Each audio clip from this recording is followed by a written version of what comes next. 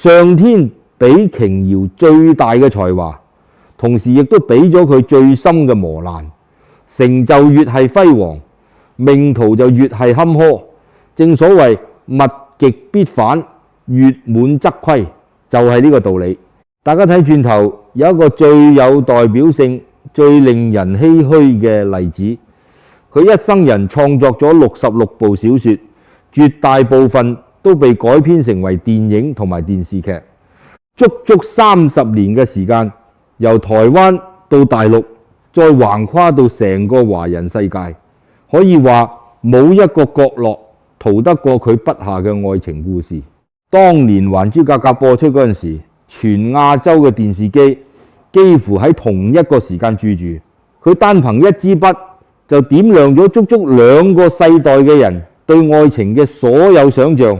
但係各位，就係一個咁樣嘅女人，愛佢嘅人將佢捧上天，封佢為愛情教母；恨佢嘅人就咬牙切齒，話佢根本就係一個名不正言不順嘅第三者，親手拆散咗人哋一個原本齊齊整整、幸福美滿嘅家庭，功與過、是與非，喺佢身上足足糾纏咗一世人。然而去到2024年12月4號呢一日，86歲嘅佢喺台灣淡水嘅屋企入面，著上一身鮮紅色嘅衫，親手為自己嘅生命畫上句號，留低咗一封最耐人尋味、最惹人深思嘅遺書。佢走咗之後，身後留低咗極之龐大嘅遺產。佢自己嘅親生仔同埋3個繼子女之間，一場冇硝煙嘅遺產爭奪戰已經悄悄地拉開咗序幕，最後鹿死誰手，而家仲係一個未知之數。各位，大家諗深一層，一個曾經用愛情征服成個世界嘅女人，點解去到最後會走向一個咁悲涼、咁孤獨嘅收場？佢呢一生人到底係一場點樣嘅因果業力？今日我哋就由佢嘅故事去窺探一下人生嘅天道。佢出世喺一個戰火紛飛嘅年代，喺四川成都出世，去到11歲嗰年就跟住父母走難嚟到台灣。佢由細到大都喺一個充滿書香氣息嘅家庭入面成長，但偏偏命運就同佢開咗個玩笑，佢咩功課都唔好，數學、理科全部一塌糊塗，唯獨是國文成績特別出眾，甚至搞到大學聯考都落榜。喺屋企人嘅眼中，佢就係嗰個最失敗、最冇出息嘅細路。一直去到佢17歲，嗰個情竇初開、對世界充滿好奇嘅年紀，一個男人行入咗佢原本灰暗嘅世界。呢個男人係佢嘅國文老師，叫做蔣仁。蔣仁足足大過佢25歲，學問淵博，滿腹經綸。喺佢嗰段最灰暗、最壓抑嘅歲月入面，蔣仁就係佢生命入面唯一嘅一道光。但係呢道光好快就被人強行、殘酷咁樣熄滅咗。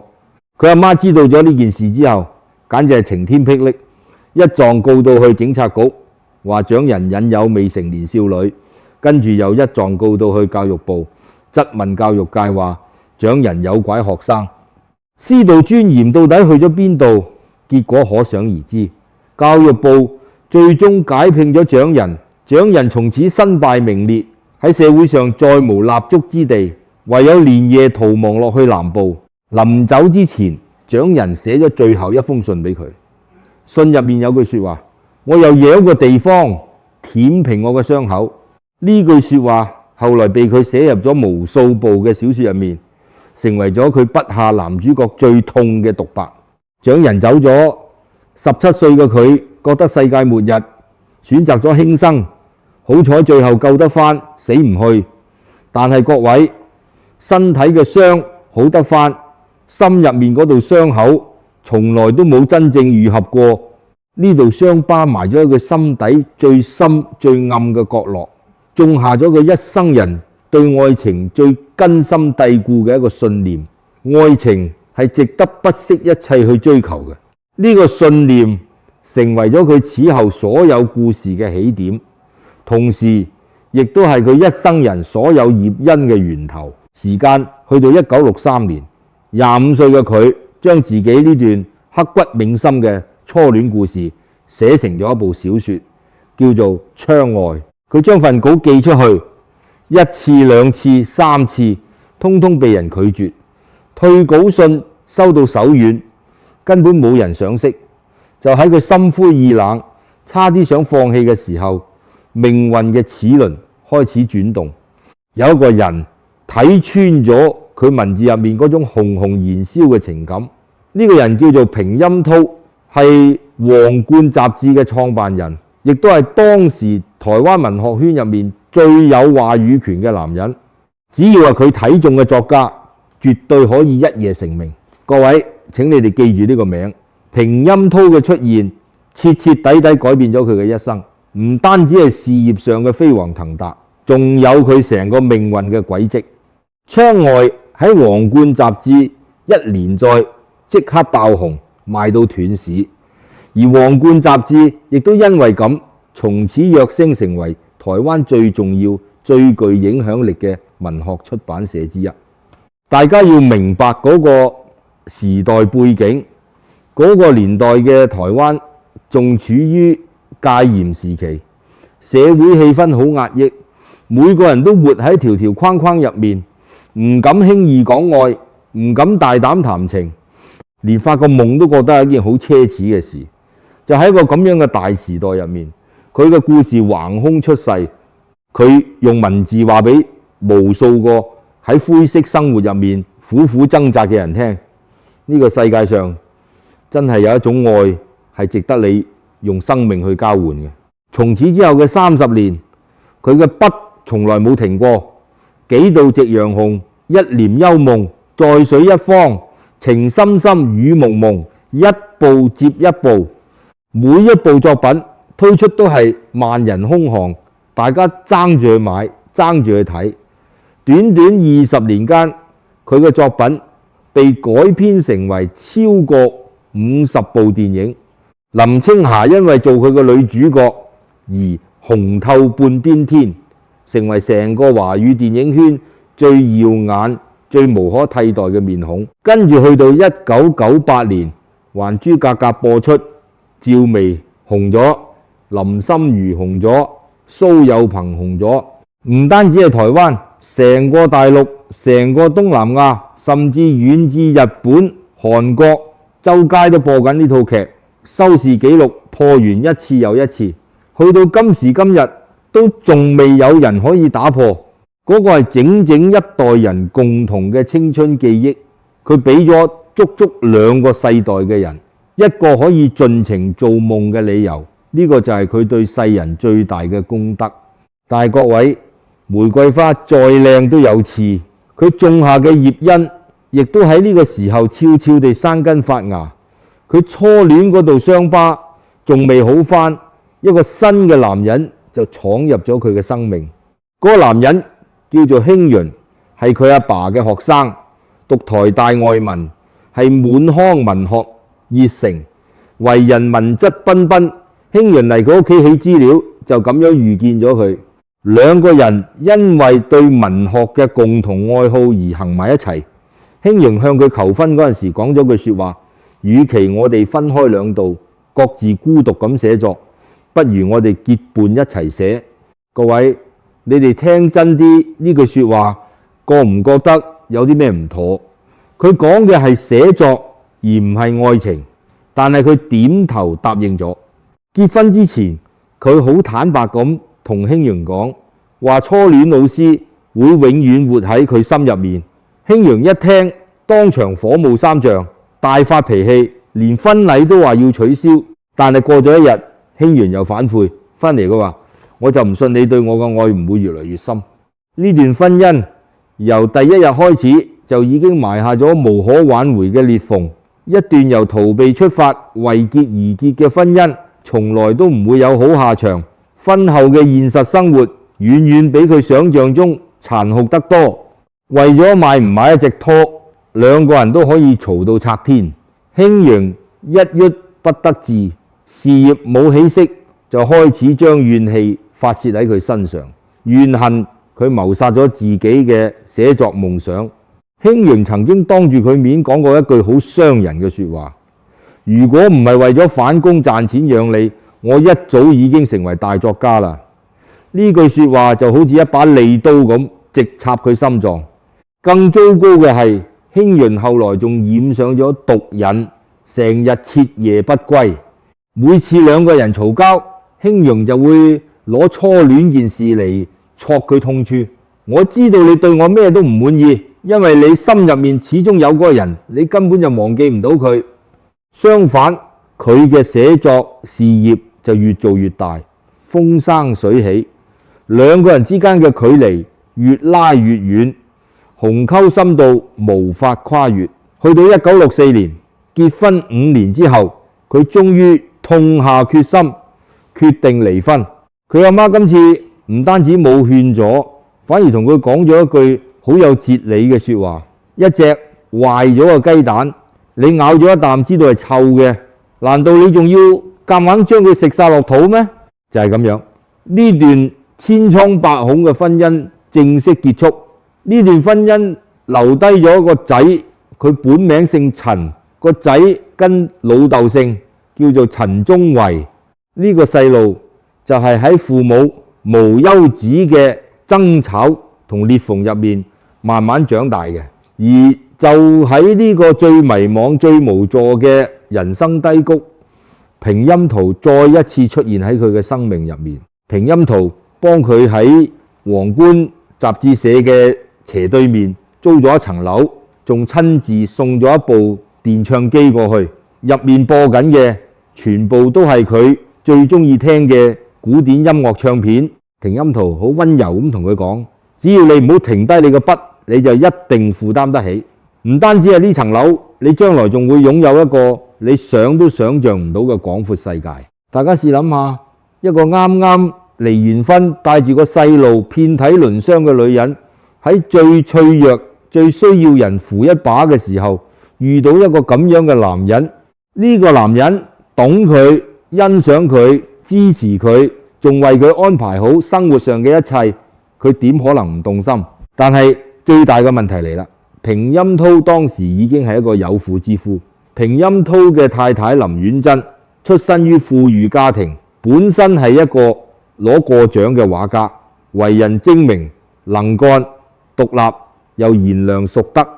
當年平鑫濤創辦《皇冠》雜誌，第一桶金就係來自林婉珍娘家嘅鼎力支持。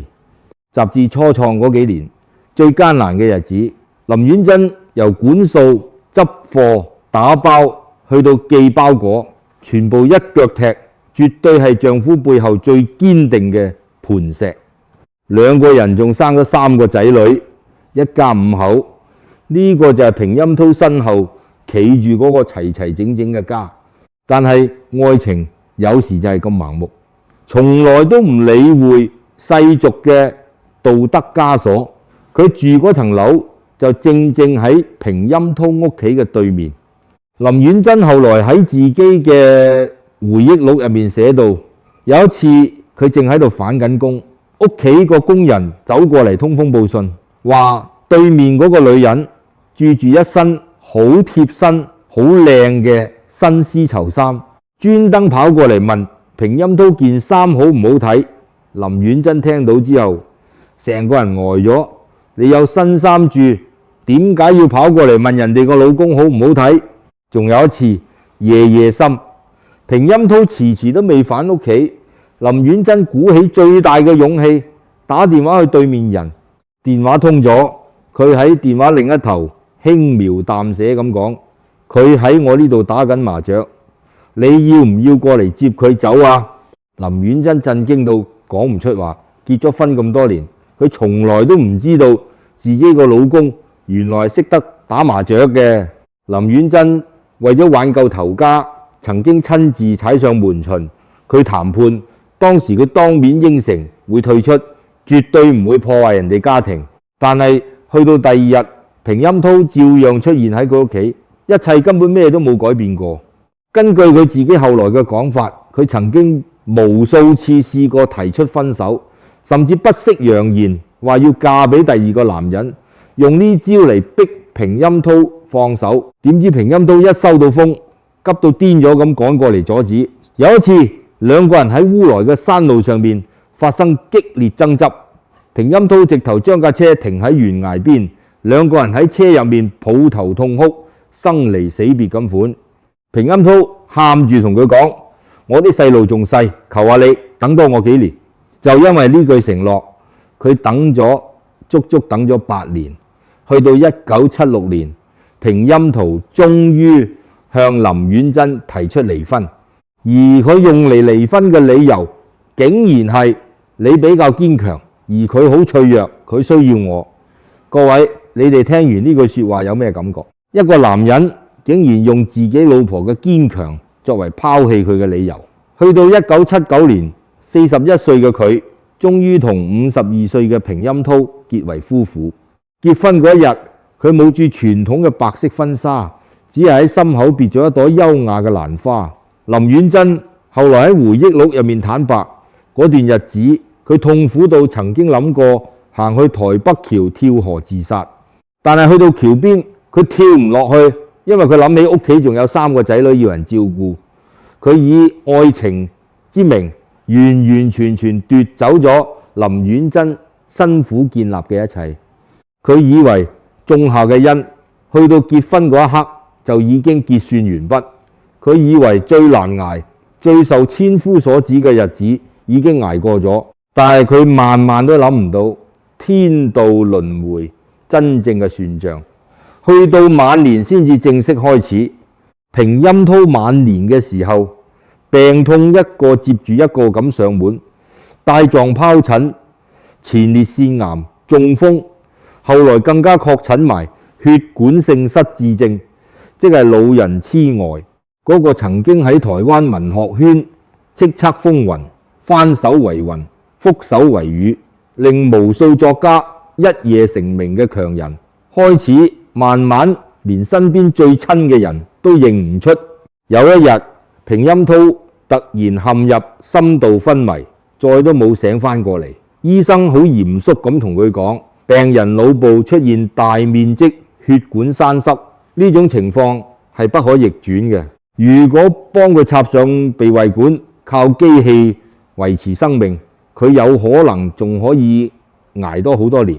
但如果唔插管，佢好快就會走。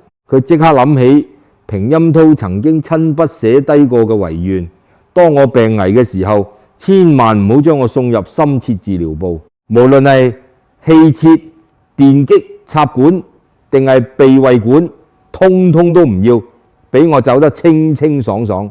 佢深信自己係全世界最了解平鑫濤意願嘅人，所以佢態度極之堅決，反對插管，要俾丈夫有尊嚴咁離開。但係平鑫濤同前妻生嘅3個仔女強烈反對，佢哋嘅理由係醫院根本就冇出過病危通知書，爸爸只係昏迷，未走到生命嘅盡頭，只要爸爸仲有氣，活住就比一切都重要。就係咁樣，兩種截然不同嘅愛喺同一張病床前面發生咗最激烈嘅正面大衝突。呢場爭執好快就由醫院嘅病房燒到去公開嘅社會版面。平家嘅仔女發表咗一篇字字見血嘅公開聲明：身為仔女，我哋從來都冇忘記過當年自己阿媽所受過嘅委屈同痛苦。如果一段愛情係建立喺傷害另一個人嘅基礎之上，咁樣嘅愛情無論如何都稱唔上偉大，更加唔值得攞出嚟歌頌同炫耀。呢句說話真係字字如刀，直接下入心。話入面嘅潛台詞就好清楚：你當年將我哋頭家害得咁慘，呢筆賬我哋記足幾十年，今日我哋就要當住全台灣人嘅面拆穿你呢個愛情教母嘅假面具。各位，呢個絕對唔單止係一場醫學上嘅插管之爭，呢個係幾十年前種落嗰個業因，終於喺今日開口講嘢。林婉珍喺痛苦入面煎熬咗足足50年，所有嘅傷痕，所有嘅怨恨喺呢一刻全部爆發出嚟。平家嘅仔女等咗幾十年，終於等到呢一日，可以名正言順將呢句壓抑咗半世紀嘅說話，當住全台灣嘅面講出口。佢當然唔會甘心示弱，即刻公開反擊，話人在做天在看，唔好咁樣殘忍同惡毒。佢病咗呢幾年，日日夜夜都係我喺度貼身照顧，冇功勞都有苦勞，兩邊陣營你來我往，互相恭榮，互不相讓。全台灣嘅市民都剝緊花生，睇住呢場豪門恩怨點樣撕裂。最終佢選擇咗讓步，平鑫濤被插上咗避諱館。但係同一時間，佢亦都宣布同皇冠出版社正式分家，將自己所有作品嘅版權收返，獨立營運。去到嗰一刻，佢同平家仔女之間已經去到水火不容、再無退路嘅地步。時間嚟到2019年，平鑫濤與世長辭，享年92歲。佢以為丈夫走咗，一切嘅風風雨雨終於可以平息落嚟，但佢發夢都估唔到，最傷人、最致命嘅一劫仲喺後面等緊佢。葬禮完咗之後嘅第3日，平家仔女派人送嚟咗一份平鑫濤親筆寫嘅遺囑。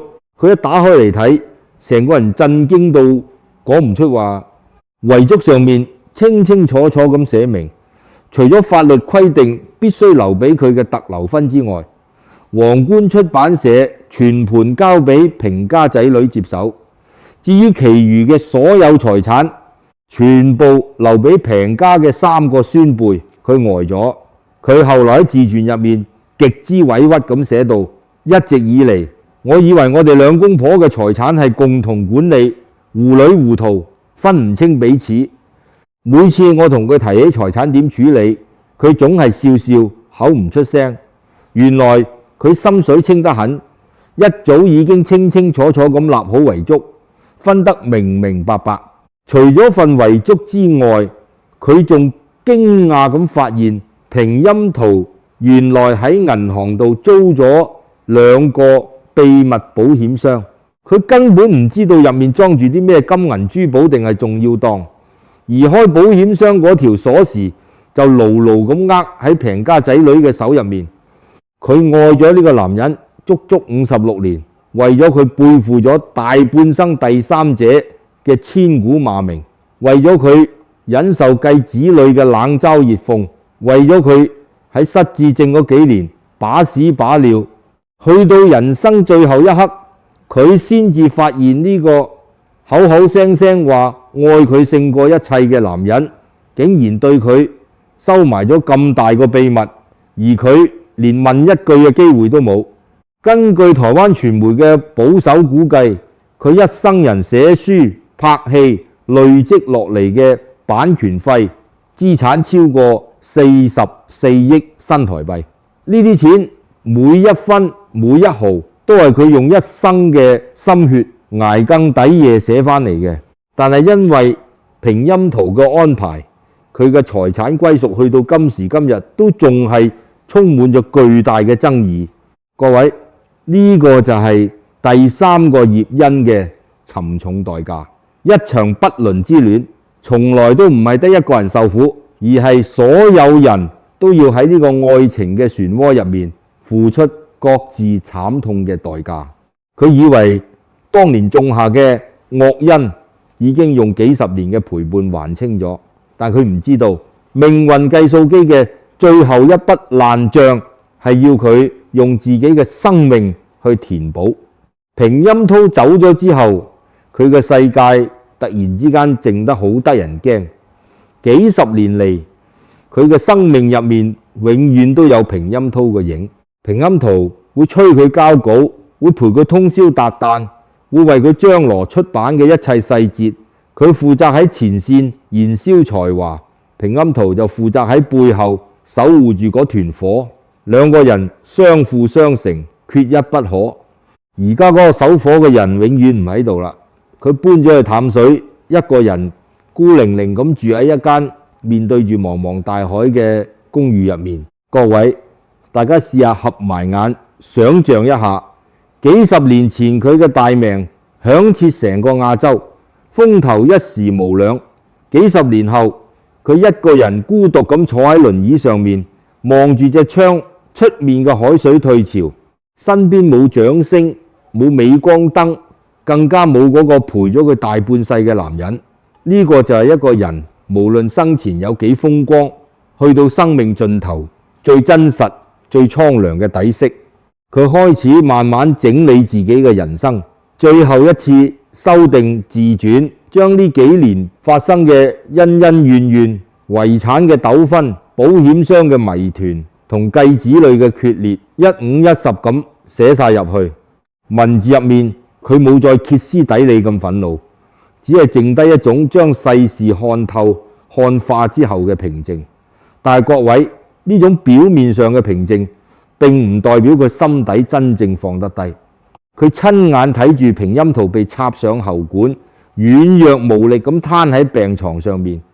嗰個曾經精力充沛、呼風喚雨嘅強人，變成一具只係識得呼吸、毫無尊嚴嘅軀殼。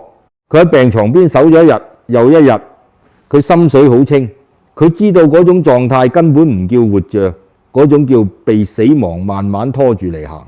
佢暗暗對自己發誓，我絕對唔要一個咁樣嘅結局。喺佢離世前嘅7日，佢喺社交平台 Facebook 上面寫低咗人生最後一篇文章。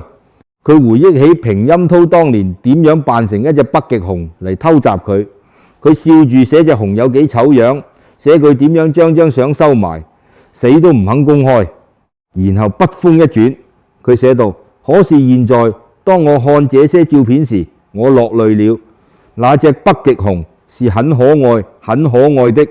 而去到文章嘅最後一句，佢寫下咗8個字：你已然歸去，我不如歸去。各位，你哋感唔感受到呢8個字背後嗰種千斤重嘅重量？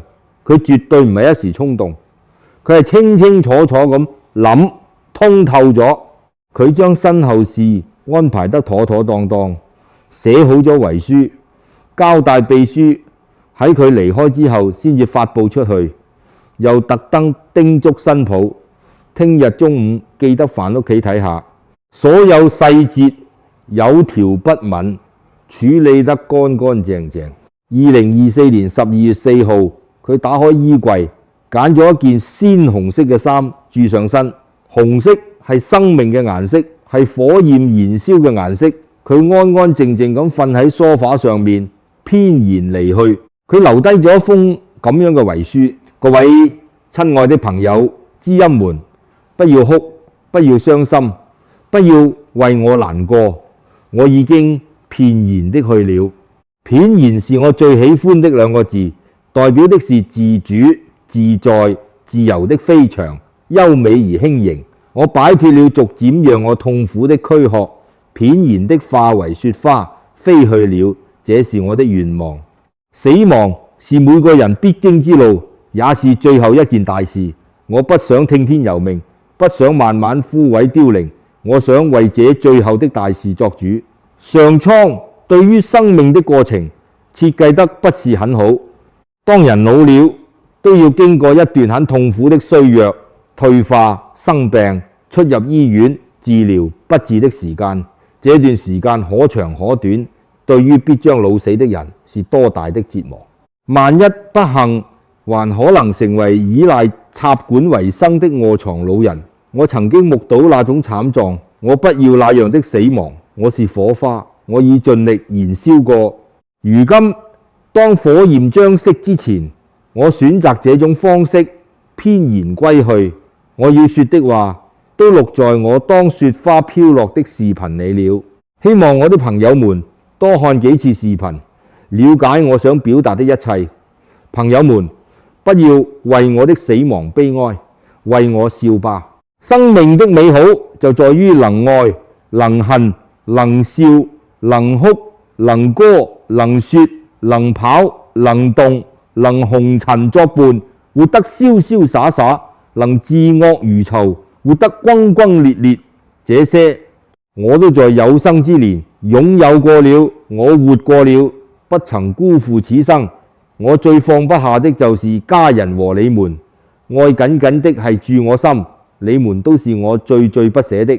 為了讓我的靈魂不知道人類有沒有靈魂，也能翩然，大家為我笑，為我高歌，為我飛舞吧。我在天之靈會與你們共舞的。別了，我摯愛的你們，慶幸此生曾經和你們相遇相知。注意，我死亡的方式是在我生命的終站實行的。年輕的你們，千萬不要輕易放棄生命。一時的挫折打擊，可能是美好生命中的磨練。希望你們經得起磨練，像我一樣活到86、7歲，體力不支時，再來選擇如何面對死亡。但願那時人類已經找到很人道的方式來幫助老人們快樂的歸去。親愛的你們，要勇敢，要活出強大的自我，不要辜負來世間一趟。這世間雖然不是十全十美，也有各種意外的喜怒哀樂，別錯過那些屬於你的精彩。千言萬語說不盡。最後祝福大家健康快樂，活得瀟瀟灑灑。瓊瑤寫於淡水相燕樓。各位，一個人嘅人生再風光，去到落寞嗰一刻，都有佢最落寞、最陡盧嘅章節。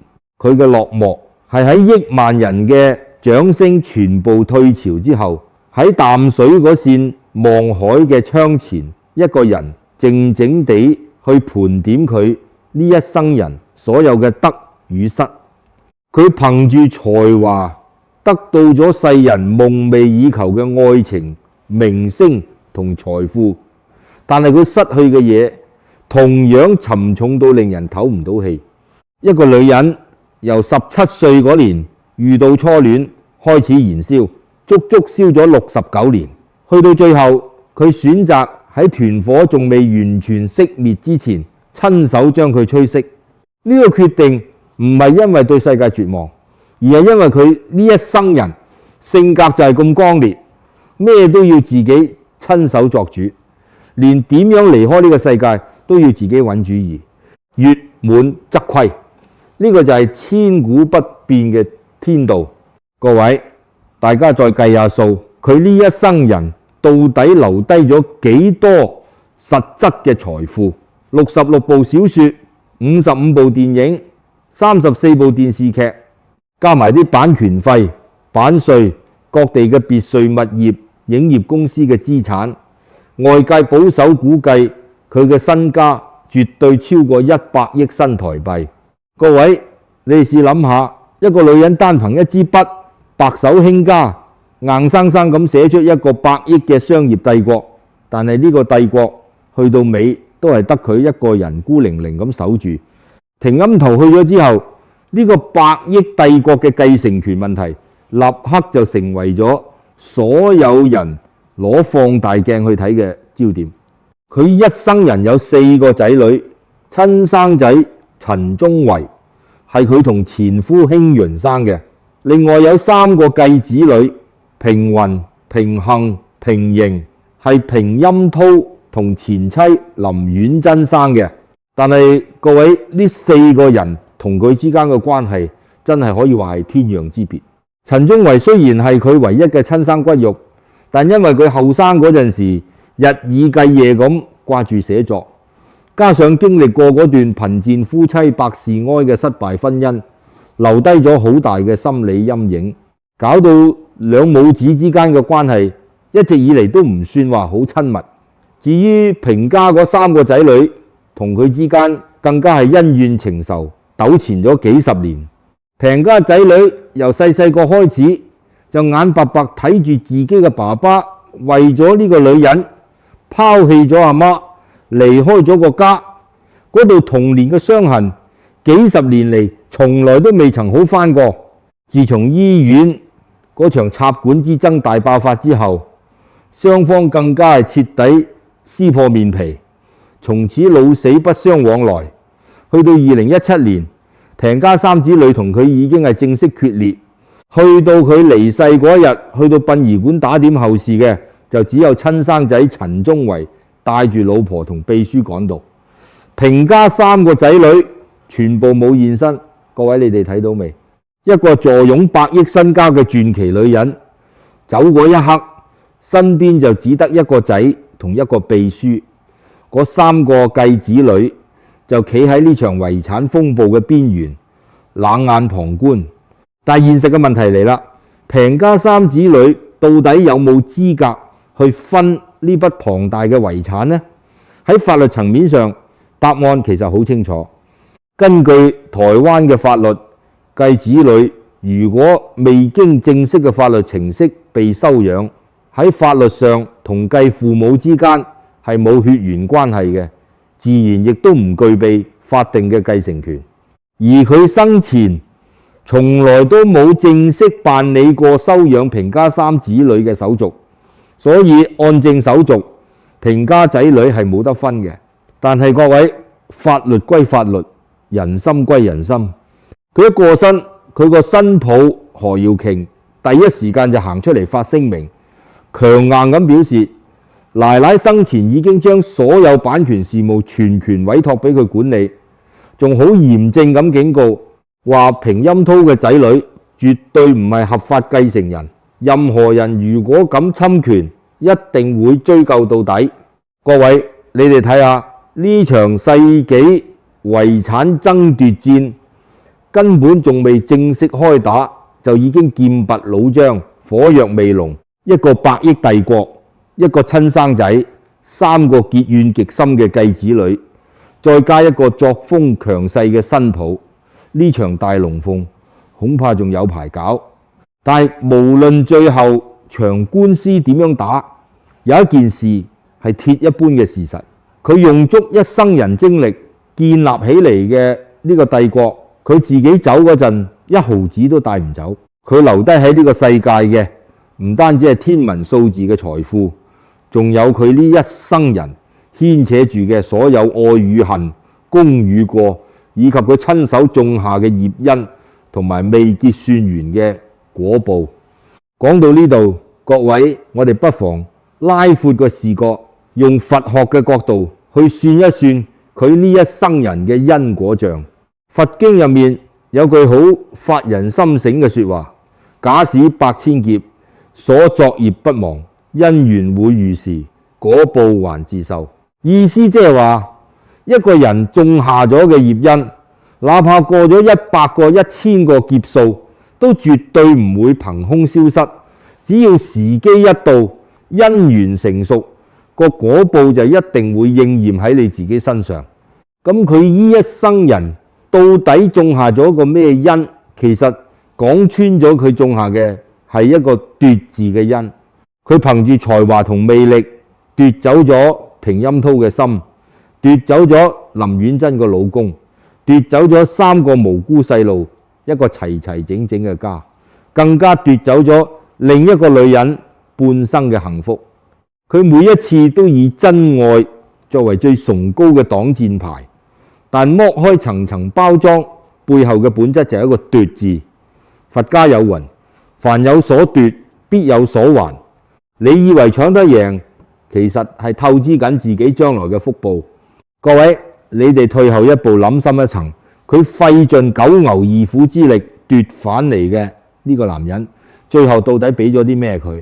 表面睇佢得到咗平鑫濤毫無保留嘅愛，得到咗事業上嘅最大推手，但佢睇唔透嘅係平鑫濤呢個男人骨子裏頭完完全全係一個最傳統嘅中國父權男人。平鑫濤可以好愛佢，可以為佢嘅小說寫序，可以為佢將來生活上所有嘅細節，但係去到生死交關、臨終分身家嘅最後關頭，男人最重視嘅血脈骨肉同埋佢半生積累落嚟嘅財富江山，佢真正在意嘅傳承，全部毫無保留咁留翻晒俾自己嘅親生兒孫。遺囑寫得明明白白，保險箱條鎖匙交俾親生仔女，皇冠出版社嘅江山亦都歸宗平家。各位，呢個就係天道最精妙、最識得同你開玩笑嘅地方。佢用盡一生嘅青春同口水，得到咗呢個男人浪漫嘅愛，但佢永遠得唔到嘅係呢個傳統男人骨子裏對親生骨肉嗰份無法割捨嘅血緣牽絆。佢奪得走平陰濤個人，但奪唔走佢心底最深處嘅傳承。佢以為自己大獲全勝，贏足56年，其實去到尾，佢從來都冇真正贏過。佛家講菩薩畏因，眾生畏果。真正有大智慧嘅人，最驚嘅唔係個結果有幾慘，而係喺做決定嗰一刻，深知自己種緊咩因。佢種下嘅因係一種近乎瘋狂嘅執念。由17歲初戀被迫害嗰度傷疤開始，就令佢死心塌地咁相信愛情係至高無上，為咗愛係可以不惜一切代價嘅。就係呢個執念驅使佢做出一生人所有最錯綜複雜嘅選擇。佢為咗愛情傷透咗林婉珍，傷咗3個繼子女，去到最後其實亦都傷得自己最深。佛經入面又有一句警告：莫輕小惡，以為無罪，死後有報，簽毫受之。唔好以為偷情、拆散人家庭呢啲所謂為愛犧牲嘅事冇報應，哪怕只係一絲一毫嘅傷害，去到姻緣成熟嗰日，上天都會同你計得清清楚楚，分毫不差咁彈返去你身上。林婉珍死忍爛忍嘅50年痛苦，喺醫院插管之爭嗰一刻，化成利劍還返俾佢。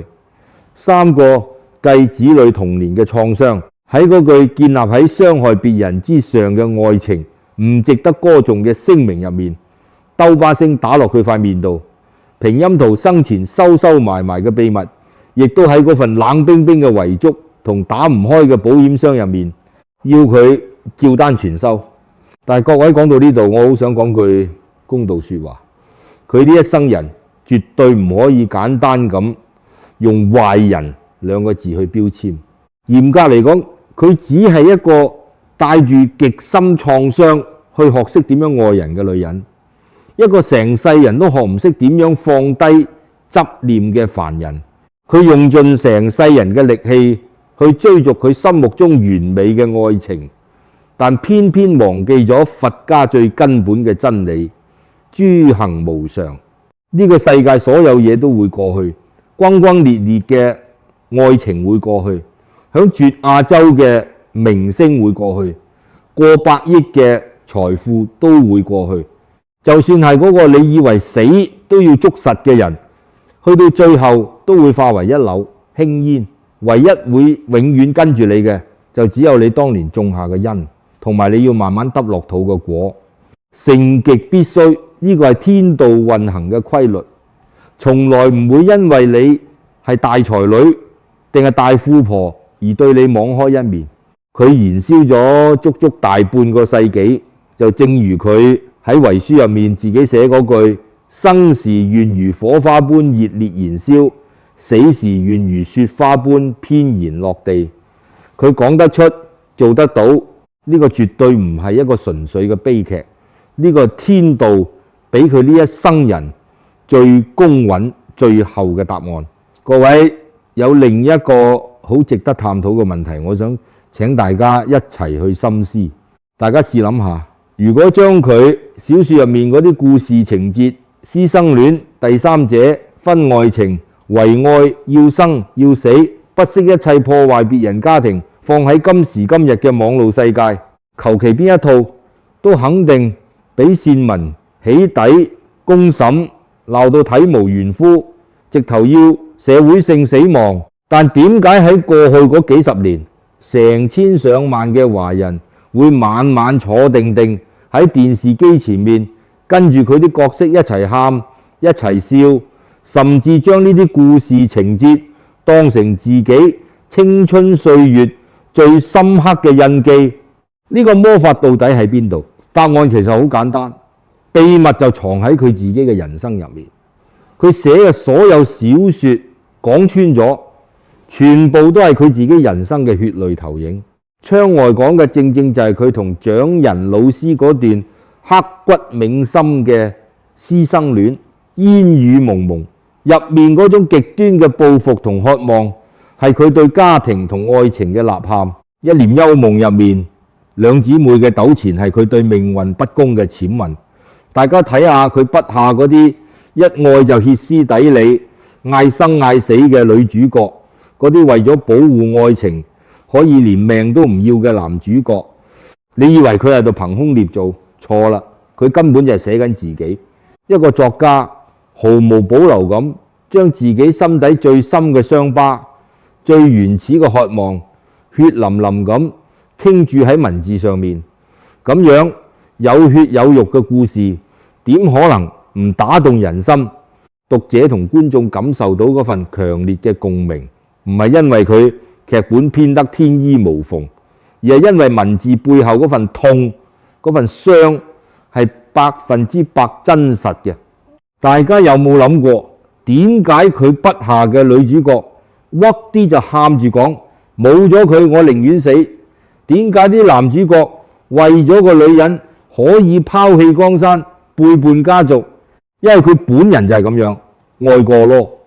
17歲嗰年，佢為咗初戀老師，真係拍藥想自殺。同平鑫濤嗰8年地下情，佢日日喺道德嘅夾縫入面被火烤。佢將自己經歷過嘅瘋狂、委屈、執念，甚至係現實中講唔出口嘅慾望，全部化成劇本。讀者睇到嘅雖然係虛構嘅角色，但潛意識感受到嘅係一個活生生嘅女人最深處嘅靈魂吶喊。呢個就係佢作品能夠橫掃華語世界最大嘅魔力。佢唔係純粹寫故仔，佢係將每個人心底入面嗰隻被壓抑住嘅野獸大聲咁叫咗出嚟。我哋再睇翻時代背景，嗰個年代嘅台灣仲係戒嚴時期，大陸啱啱改革開放，成個社會氣氛仲係好保守，每個人都活喺極大嘅壓抑入面。你唔可以隨便講愛，唔可以爭取個人自由，連有自己嘅夢想都覺得係罪過。社會由上而下咁洗你腦，你要守規矩，你要服從大局，你要將自己嘅情慾死死咁壓喺心底，絕對唔可以行差踏錯。就喺一個咁樣令人透唔到氣嘅年代，佢嘅故事就好似一個破口咁出現。佢筆下嘅男女主角夠膽突破階級去愛，突破倫理去愛，甚至將一切世俗嘅枷鎖踩喺腳下。婉君被4個男人圍住轉，雅雁面對丈夫嘅背叛，勇敢企出嚟。小燕子直頭喺最講規矩嘅紫禁城入面大吵大鬧，橫衝直撞，連皇帝都吹佢唔脹。呢啲情節如果用今日嘅眼光睇，當然係誇張失實，離晒大譜。但喺當時嗰個極度壓抑嘅年代，呢啲角色正正成為咗成代人最大嘅精神宣泄出口。觀眾追住睇，唔係因為佢哋喺現實中認同呢啲價值觀，而係因為佢哋自己唔敢做、唔敢反抗嘅事。瓊瑤筆下嘅主角替佢哋做得徹徹底底，嗰種透過熒幕得到嘅情緒釋放係無比真實嘅。各位，你哋有冇試過以前細個坐喺電視機前面睇住小燕子喺皇宮度喊到呼天搶地，明明心知肚明只係做戲，但眼淚就不其然係咁流。嗰啲眼淚唔單止係因為劇情煽情，更加係因為小燕子幫你講出咗你呢一生人可能永遠都冇勇氣講出口嘅說話。呢個就係佢對嗰個時代最大嘅功德。佢成功為2個世代嘅華人提供咗一個可以避世、可以盡情發夢嘅烏托邦。但係時代巨輪係會一直向前轉嘅。飾演小燕子嘅趙薇後來講過一句一針見血嘅説話。當年我哋拍《情深深雨濛濛》嗰陣時，成個劇組都冇人覺得何書桓係渣男，個個都覺得佢係情深意重嘅好男人。但去到而家，網上所有人睇返都一致裁定佢係個世紀大渣男。你睇點解會咁？唔係佢嘅劇本變咗，係成個時代嘅核心價值變咗。今時今日嘅觀眾，女性意識抬頭，有更多嘅人生選擇，大家唔會再盲目接受嗰種為咗愛情可以連阿媽都唔要嘅邏輯，唔會再容忍一個男人可以同時大愛兩個女人嘅黐線設定，更加唔會同意以前啲女主角將愛情同婚姻睇得比自己嘅尊嚴同生命更加重要。於是乎，新一代線民開始瘋狂抨擊佢，話佢三觀不正，教壞細路。但係各位，大家苦心自問，佢從來都冇標榜過自己寫緊一套正確嘅道德教科書㗎。佢由始至終寫緊嘅只不過係人性最深處嗰份對愛嘅渴求，渴望被愛，渴望被看見，渴望被珍惜。呢份情感嘅核心幾千年嚟其實都冇變過，只不過係社會表達同接受嘅形式已經完全跟唔上今時今日嘅標準。去到2013年，佢最後一套大作《花非花，霧非霧》播出，結果換嚟嘅係網上鋪天蓋地嘅嘲笑同負評。有人挖苦佢，話50年過去，呢個阿婆仲喺度發緊同一個少女夢，由當年嘅苦情阿姨變成咗今日嘅雷劇嫲嫲。面對呢啲冷嘲熱諷，佢冇點樣去還擊，只係默默咁退居幕後，淡出咗娛樂圈。各位，大家將心比己，一個曾經用一生精力點亮咗億萬人愛情夢想嘅傳奇才女，當佢發現自己嘅畢生心血竟然被時代狠狠拋棄甚至唾棄嘅時候，佢心入面會係咩滋味？佢燃燒咗一世，將最靚嘅夢送俾呢個世界，但最後世界好殘酷咁同佢講：對唔住，你個夢已經勾咗啦。呢一道傷痕可能比佢一生中經歷過嘅所有愛情挫折劈得更加深、更加痛。傷佢嘅唔係林婉珍，唔係平家子女，亦都唔係爭遺產嘅人，而係佢用命搏翻嚟嘅文字。喺佢仲有知覺、仲識得痛嘅時候，就已經被時代嘅洪流沖走。但係吊詭嘅係，就算去到今時今日，只要電視台重播《還珠格格》，收視率依然會神奇地飆升。每當佢個名出現喺新聞，依然會有無數人停低腳步，回憶起自己青春期某一段情竇初開嘅歲月，諗起某一個曾經令自己心跳加速嘅人。呢個現象證明咗啲咩？證明佢嘅故事從來都冇真正死亡，過時嘅只不過係嗰層戲劇嘅外殼，而內裏嗰份對純粹愛情嘅執著，嗰份相信愛可以大過天嘅昂直，早就已經深深咁種咗喺每個華人嘅集體潛意識入面。佢嘅偉大在於佢敢於將人性最赤裸、最唔敢承認嘅軟弱同慾望攤喺陽光底下，大聲講出嚟。呢份真誠就係佢留俾呢個世界最寶貴嘅文化遺產。其實佢嘅一生並唔係離我哋好遠嘅八卦新聞，佢心入面嗰種執念，我哋每個人嘅心底總會有一個縮影版本。你嘅執念未必係愛情，可能係一份你搏晒老命都想得到嘅事業，可能係一段你唔肯放手嘅關係，又或者係一個你以為如果得唔到，人生就玩完嘅目標。為咗呢個目標，你不惜代價，甚至不停催眠自己話一切都係值得嘅。但各位，易經有云：潛龍勿用，亢龍有悔，因果定律從來都唔會等你準備好先至敲門。真正有智慧嘅人唔會等惡果跌到落頭頂先嚟揼心口後悔，而係喺種下因嗰一刻就識得停低問自己一句：將來呢個果我究竟孭唔孭得起？佢17歲嗰年種下咗一個情汁，用咗大半世人去追逐，最後要用自己嘅生命去買單還債。各位朋友，你哋呢一生人有冇邊一個執念令你付出咗遠遠超出預算嘅代價？有冇邊一個自以為啱晒嘅決定，去到頭來先發現傷咗最唔應該傷嘅人？趁而家一切仲未算太遲，靜低心問下自己，呢個反問唔係要你沉淪喺自責同後悔入面，而係易經講嘅剝極而復。當去到最谷底，就係你重新選擇種下善因嘅最好時機。每一日嘅太陽升起都係一個新嘅因。你今日種落咩種子，聽日就收成咩果實。天道最公平嘅地方就係永遠會留翻一條種善因得善果嘅路俾你揀。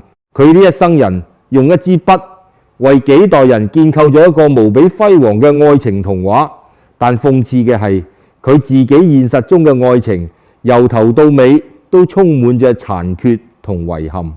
師生戀被無情扼殺，第一段婚姻貧賤，夫妻百事哀，8年見唔得光嘅第三者生涯，雖然最後坐正換到想要嘅男人，但個男人臨死前依然將最核心嘅利益同秘密帶入棺材，留俾血親。佢用一世去追尋愛，亦都用一世去還愛嘅債。去到最後，我想同大家總結多幾句佢嘅故事。表面睇係一部跌宕起伏嘅言情小說，但骨子裏其實係一本厚重嘅人性教科書。佛家話萬般帶不走，唯有業隨身。一個人喺呢個塵世間，無論你銀行戶口有幾多個零，無論你個名有幾響當當，無論你曾經同幾多個人愛得死去活來，當兩腳一伸嗰一刻，你咩都帶唔走，唯一會跟你落去嘅就只有你呢一生人所做過嘅選擇同埋累積落嚟嘅業力。佢走嗰陣時帶走咗啲咩？佢帶走嘅係佢對平鑫濤嗰份由始至終冇變過嘅痴情，由當年喺台北車站第一次相遇，去到86歲臨終前喺網上寫下你已然歸去，我不如歸去，足足56年。呢份愛就係佢唯一真正擁有一世嘅嘢。佢呢一生最大嘅遺憾，可能未必係佢傷害過嘅人，亦未必係爭唔到嘅遺產，而係佢終其一生都未曾真正參透放下呢兩個字嘅真諦，放低17歲嗰度疤痕，放低對完美愛情嘅執迷，放低嗰種愛就要毀天滅地嘅極端思想。易經嘅坤卦講地勢坤，君子以厚德載物。大地之所以能夠承載萬物嘅生長，係因為佢具備極大嘅厚度、寬容度同堅韌。一個人只有真真正正學識放低執念，你個心胸先有足夠嘅厚度去承載人生更多嘅風景。佢有蓋世嘅才華，有金山銀山，有萬人景仰，但偏偏欠缺咗放下嘅智慧。呢個係佢人生最難及格嘅一課，亦都係佢用生命留俾我哋最深刻嘅警醒。各位朋友，愛確實係人生最美好嘅體驗，但請記住，愛絕對唔係人生嘅全部。